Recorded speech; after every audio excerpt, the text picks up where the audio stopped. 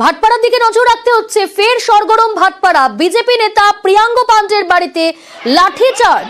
অভিযোগ, পুলিশের লাঠিচার্জে আহত হয়েছেন 8 মহিলা। কিন্তু কেন লাঠিচার্জ, কেন এরকম পরিস্থিতি প্রিয়াঙ্গ পাণ্ডের বাড়িতে? ঘটনাস্থলে গিয়েছেন বিজেপি নেতা অর্জুন সিং। ফের সরগরম ভাটপাড়া। বিজেপি নেতা প্রিয়াঙ্গ পাণ্ডের বাড়িতে লাঠিচার্জ। অভিযোগ, পুলিশের লাঠিচার্জে আহত হয়েছেন 8 জন মহিলা।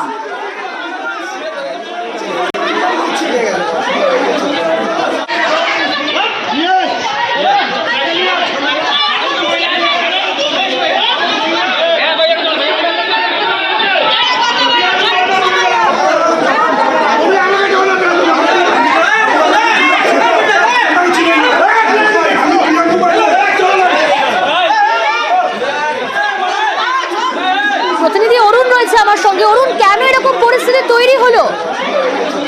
প্রিয়াঙ্ক পাণ্ডেকে কিছুদিন মাস তিনেক আগে যে গুলি চালানোর ঘটনা হয়েছিল, সেই ঘটনায় আশিস সাহু নামে এক ব্যক্তি ছিলেন, তিনি তার প্রত্যক্ষ সাক্ষী। তিনি যখন এনআইএ তদন্ত চলছিল, আশিস সাহু এনআইএ কাছে তদন্ত তিনি সবকিছু বলেছিলেন। এই ঘটনার পর থেকে কিন্তু এনআইএ তাকে, আশিস সাহুকে বিভিন্নভাবে চাপ দিতে থাকে যে এই কেস তুলে নেওয়ার জন্য বিভিন্নভাবে তাকে ফোন এবং হুমকি দিতে থাকে। এই ঘটনা না শোনায় ভাটপাড়া থানার পুলিশ তাকে বিভিন্নভাবে বলছে তুমি নাম তুলে নাও। সে কিন্তু সে নাম না তোলায় একটা মিথ্যা অভিযোগ দিয়ে তার বাড়িতে যায় এবং তাকে জিজ্ঞাসাবাদের জন্য তুলে নিয়ে আসার চেষ্টা করে। সে সময় বাধা দেয় প্রিয়াঙ্ক পাণ্ডে এবং বাড়ির মহিলারা। সেই সময় পুলিশের সঙ্গে ধস্তাধস্তি হয় এবং মহিলাদের আক্রমণ মারধর করে বলে অভিযোগ, এবং সেই ছবিও পরিষ্কার টানাটানি করে তাকে জোর জবরদস্তি তাকে নিয়ে যায়।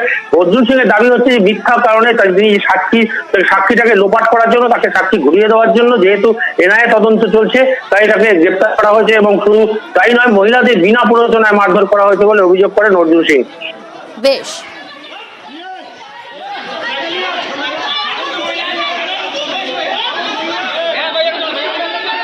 ভারতীয় জনতা পার্টি যখন আপনি করবেন তখন আপনার উপরে মামলা হবে, যখন আপনি তৃণমূল করবেন তখন আপনি সাধু হয়ে যাবেন। এটাই হচ্ছে পুরোপুরি কালচার। এখানকার ওসি এসে ডাইরেক্টলি বলছে কি তোমাকে নিয়ে যাবো। আপনি কেন নিয়ে যাবেন এটা বলুন? আমি তৃণমূল করে বলে নিয়ে যাবেন নাকি বিজেপি করে বলে নিয়ে যাবেন? তা না না না, ওইসব বলে লাভ নেই, তুই যেটা করছিস সেটা ঠিক না, আমি তোকে নিয়ে যাবো। আপনি কি অপরাধ করেছি? আমরা বিজেপি করেছি সেটা অপরাধ? বলা হ্যাঁ সেই অপরাধ, তো ঠিক আছে তুমি আমাকে নিয়ে যাও। কিন্তু তার আগে মহিলাদের উপরে যেভাবে হাত দিয়েছে, মহিলাদেরকে মেরেছে, এটা টোটালি কিন্তু বড়বাবু যে এখানকার ওসি, তার মনে ভয় আছে যে আমার মার্ডার করার চক্রান্তের মধ্যে এই ওসি নিজে ছিল। আজকে দিনে এটা প্রমাণ হলো। বলছে পুরো থানা নিয়ে এসেছে, কাউকে ছাড়বো না। বাচ্চা ছেলেদেরকে মারছে, মহিলাদেরকে মারছে, দুজনকে অ্যারেস্ট করে নিয়ে গেছে। এটা কিসের জন্য? আপনি যদি নোটিশ করতে আসবেন তাহলে নোটিশ দেবেন, আপনি ইনকোয়ারি করতেই পারেন। কে বারণ করেছে? প্রিয়াঙ্ক পাণ্ডে বিজেপি করে তার জন্যই তো করা হচ্ছে। প্রিয়াঙ্ক পাণ্ডে বিজেপি না করলে কেন করতো? বিজেপি প্রিয়াঙ্ক পাণ্ডের তো স্ত্রী তৃণমূলের কাউন্সিলর ছিল, তো আজ পর্যন্ত তো আসেনি। 18 সালে মামলা, সে 24 সালে এসে এফআইআর হচ্ছে। বুঝতে পারছেন না এর মধ্যে কি চক্রান্ত চলছে? না 6 বছরে তো চিন্তা ভাবনা করছিল কিভাবে ফাঁসানো যায়। যখন বিজেপিতে এলো তখন চিন্তা ভাবনাটা ক্লিয়ার হয়ে গেল।